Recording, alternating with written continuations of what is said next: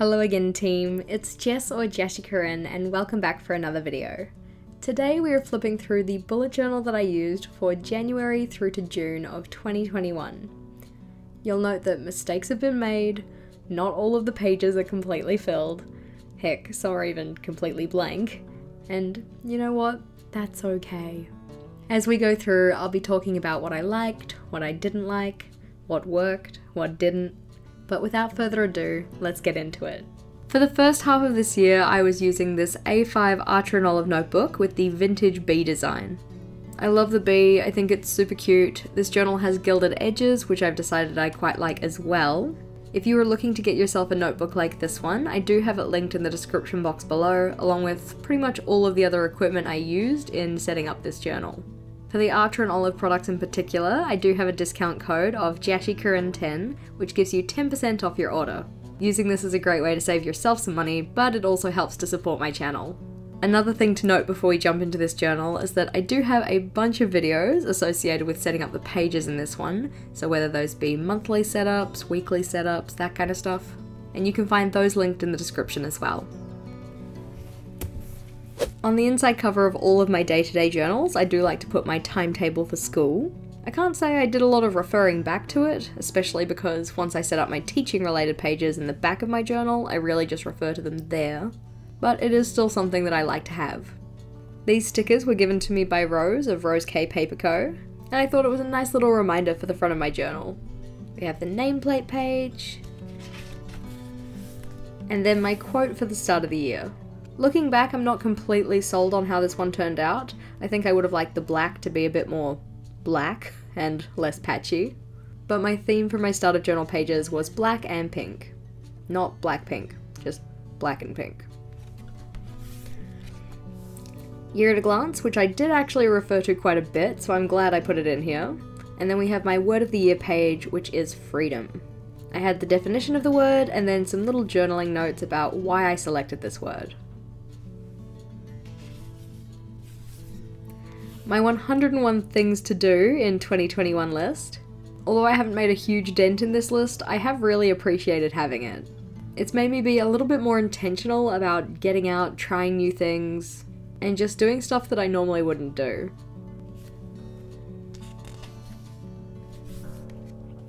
We have my 21 21s in 2021 list, which the idea for this one is that I selected 21 things to do 21 times in the year. I did very much appreciate having this one next to my media consumed list, though with this one I really wish I had to put games on here because I found myself wanting to record those. Having this page next to my 21 21s meant that the data that I recorded in here was a little bit more accurate for these 4 things. For instance, for books, I can tell you the 2 that I read, but for games, I probably couldn't tell you all 6 of the ones that I played.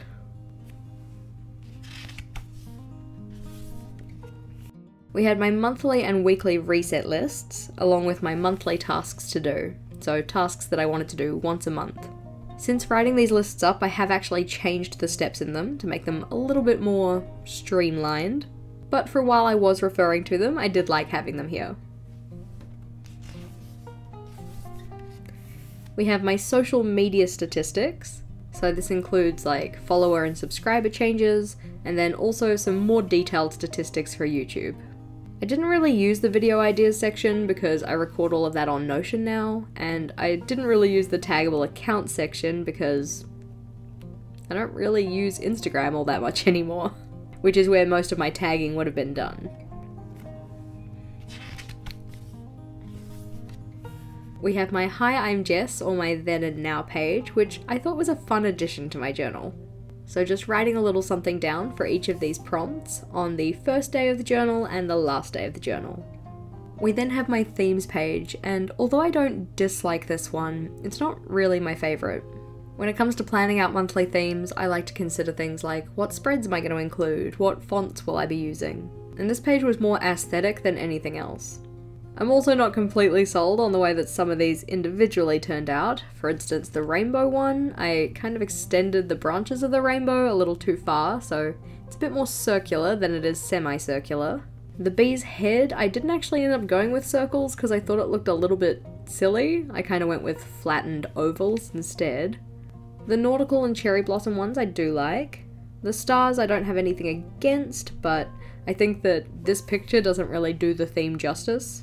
And for the pride flags one, I didn't actually end up including all of these pride flags in my monthly setup. I did include most of them though.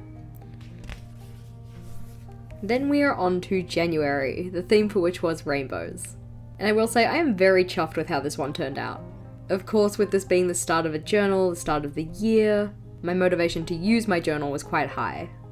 I really like how these block letters turned out, and I really liked doing these little simple borders on all of the pages.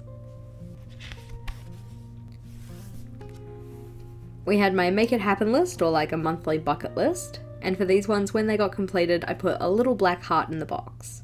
So you can see I did 4 out of 9 of these things. We had the mood tracker, habits and steps, and I really like these ones. The vertical style of habit tracker is just one of my go-to favorites anyways, but I just love the bright colors, with them being in rainbow order. I think these ones look good. Even if I didn't finish my steps tracker. My before term 1 list, which although could have been helpful, I didn't really prioritize getting my school stuff done during the holidays, so it also didn't help that I didn't find out what I was teaching until the end of the holidays, but anywho. This one was my gratitude log, and although I didn't finish filling it in, I do think it looks really cool. And then we had a 2-page social media scheduler.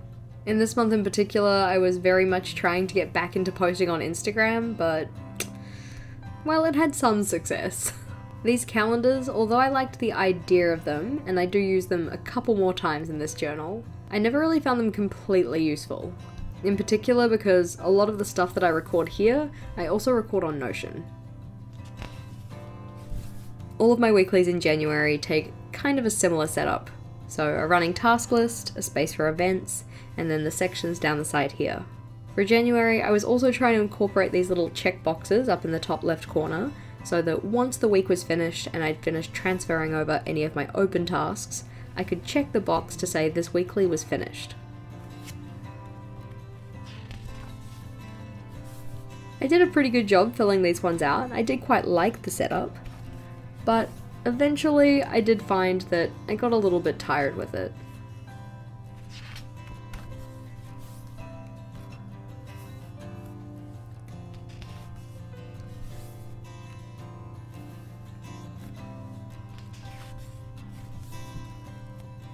I did attempt to do a monthly review for January. You can see I filled out some sections, but I never got around to filling in my top and worst habits, the positive things that happened, which is sad because I managed to fill in the negatives, and then I have a blank space here because I couldn't really think of anything to put there. We're then on to February, which was bee themed. And I think of the monthly setups that I have in this journal, this one was probably one of my favorites. I loved getting to be a little bit more decorative, especially with using the Distress Oxide inks to do these little hexagon patterns. And I just thought this was a really fun theme. So we have quote and cover page, my habit tracker, and for this one I tried to make all of my habits related to one of my goals, but then I found myself not really working on that goal. This hexagonal tracker though is one of the printables that I offer over on Patreon, and this was essentially one of the first printable trackers that I made. Steps tracker, featuring little bees, very cute. In January I started up my Patreon, so on my social media scheduler page I also wanted to put my tasks for that. You can see that this style of layout is fairly different to what I usually do. There's a lot of space that isn't really being utilized for tasks, so a lot more kind of decorative elements on the page, but I quite like it. For all of my weeklies in February, I also decided to go with Dutch door layouts, which is probably another reason why I enjoyed February so much. So for this one we had a vertical Dutch door where we had the habit tracker on the side here, reflection down the bottom here, and a to-do list. For this one we had a horizontal Dutch door at the bottom here.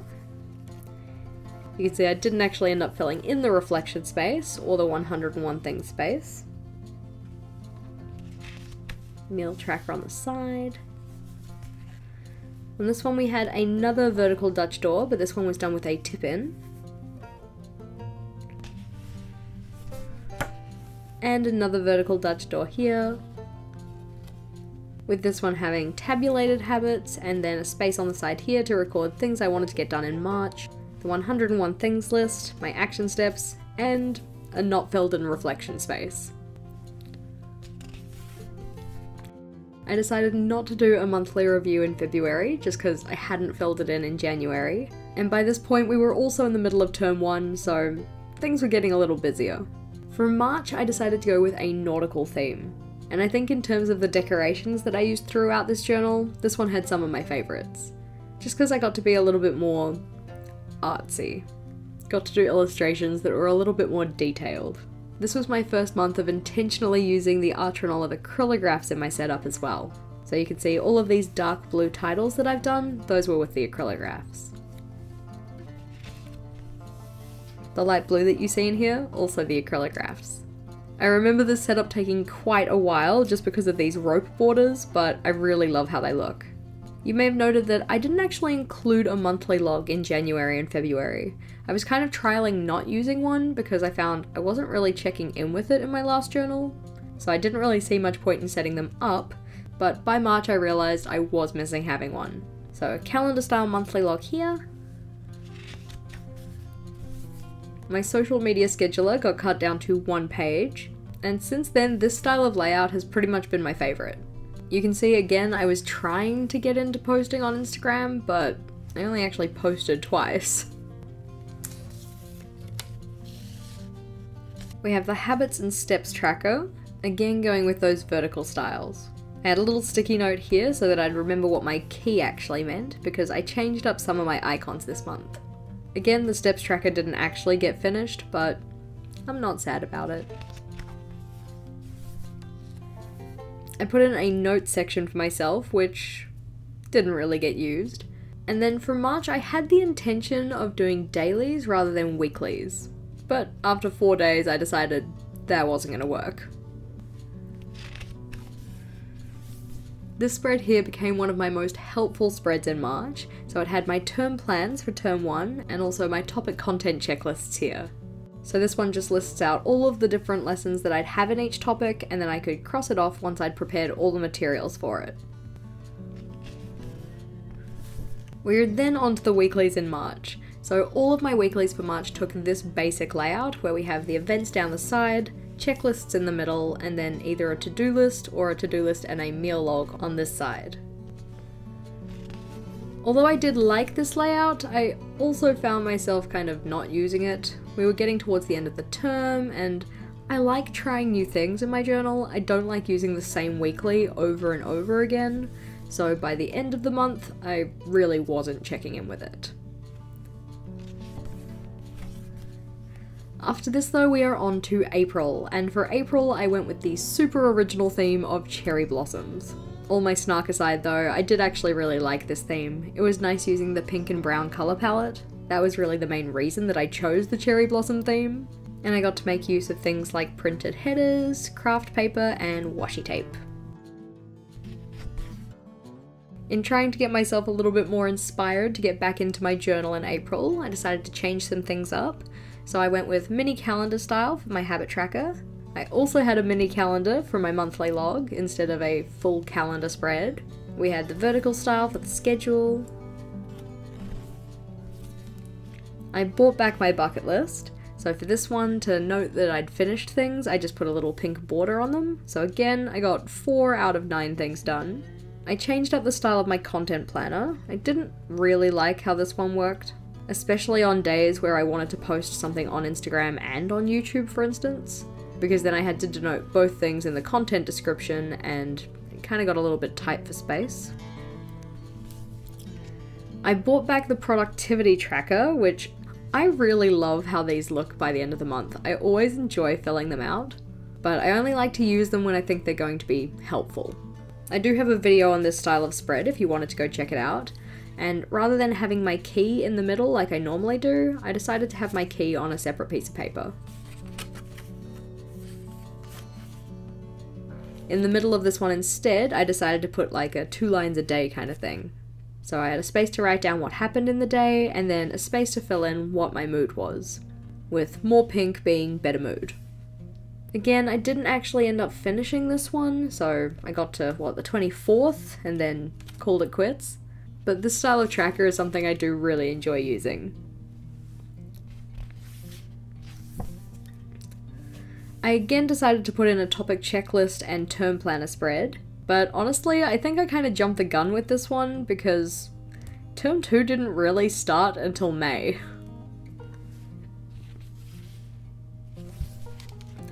We then have my weeklies for April, so knowing that in March I did not like using the same style over and over again, I decided to April to make sure I had a different layout for each week.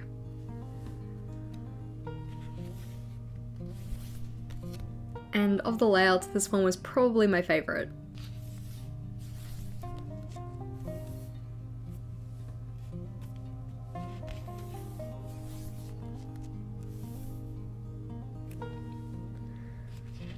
On this one, because I was in Queenstown and then in Melbourne, I decided to put 2 weeks on one spread.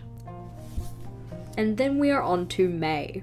Now, for the setup of May, I was feeling very pinched for time. Because I was in Queenstown and then in Melbourne for the end of April, I didn't really have a lot of time to set up for May.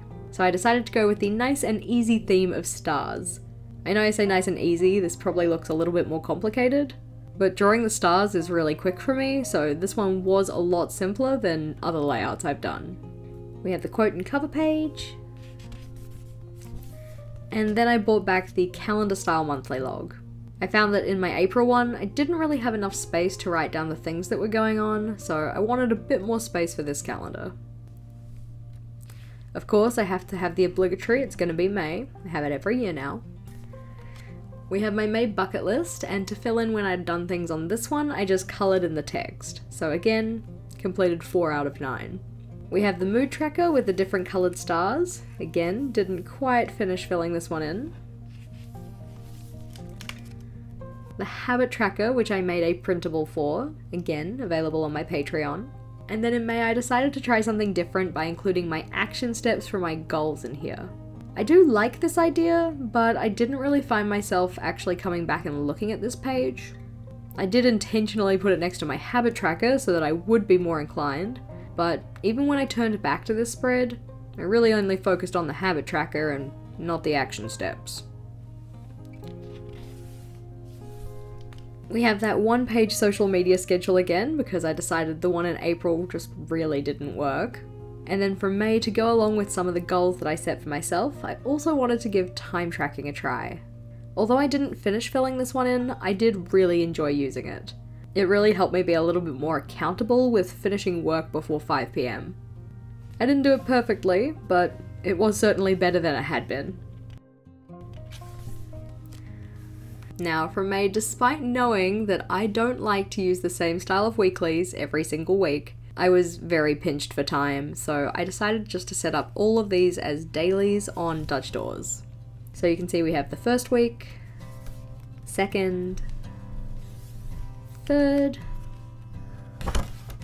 fourth, and then in the back here I decided to put a reset and reflection space, though all I ended up really reflecting on was my bullet journal stuff. So things I did like and things that I didn't. And then we are on to June. Now, of the monthly setups that I had in this journal, June would probably have to be my least favourite. Not because of the concept, I really like the idea of doing pride flags, but I don't think I executed this very well. I kind of felt that within these pages there was kind of too much going on, because each pride flag has a different colour palette, and I like my colour palettes to be cohesive throughout the month. It kind of made it feel like my pages of the setup don't really work together.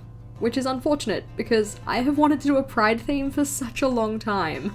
Despite that though, we have my cover page. We then have my monthly log, which was for the transgender flag. We have my mood tracker and my action step to-do list, which you can see, didn't fill this in, didn't finish this off. My habit tracker also didn't get finished, social media schedule, which went back to that layout that I enjoy so much, but it didn't really get used.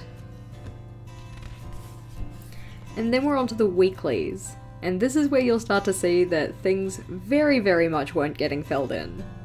So we have the first weekly here. Again, for this month I went with Dutch doors because I had a bit more space in my journal than I thought I was going to have. Second week of June, which you probably noticed, I wrote July on all of these, which is probably another reason why I did not use any of them.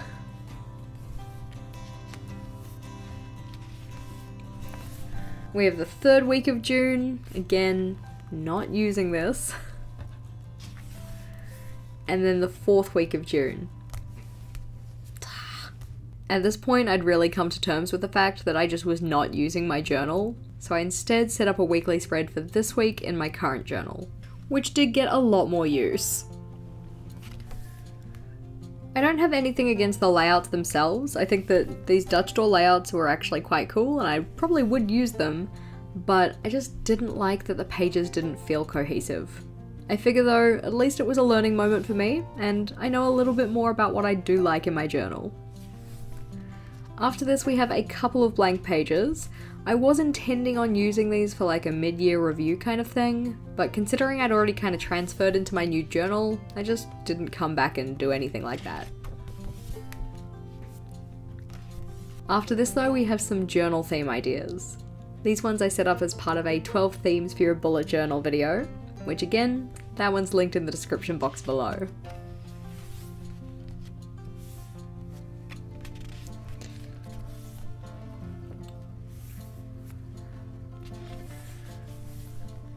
We have a planning page for the giveaway bullet journal that I made, and as promised I will be announcing the winners of my 20k giveaway, for which 2 winners were receiving an Archer and Olive product of their choice. After this we had a mini future log, because in April I decided I was actually missing having a future log.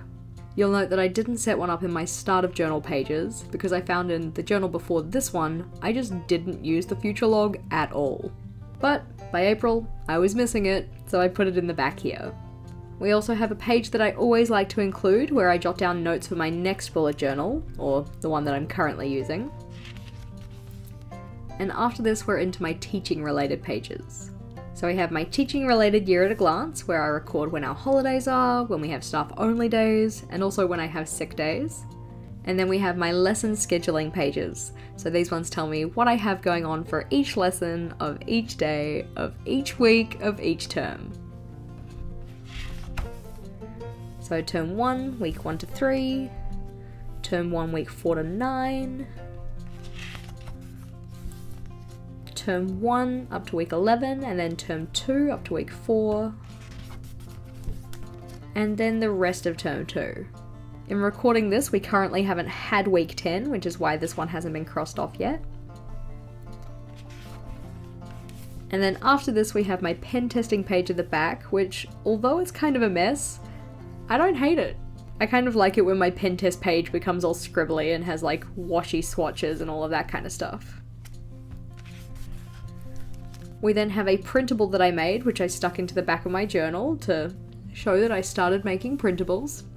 And in the back pocket here we have this piece of paper. I think it's called a warm fuzzies, but effectively it's a piece of paper where you write your name on it and then people in your group write nice things about you. So we did this as part of a camp activity, so the students in my group wrote some nice things about me, so I thought I'd keep it in my journal as a nice reminder.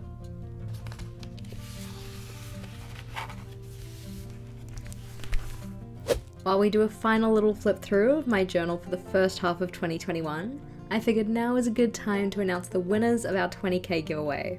As I said before, each of these winners receive an Archer and Olive product of their choice, so congratulations to Erin and Dawn. Again, a huge thanks to everybody who has subscribed to this channel. It's really cool to have you guys all here as part of the team. And a special thank you to everybody who did enter the giveaway. As we finish off this little flip through though, my question of the day for you guys: do unfinished pages in your journal bother you? As you saw, my journal has a lot of unfinished pages, and although I don't like my pages to be unfinished, I've kind of gotten to a point in my journaling where I'm not as fussed with them. Sure, I'd prefer that they were filled completely, but I'm not going to beat myself up about it. I hope you enjoyed today's flip through though, and if you did, please do make sure to give it a big thumbs up.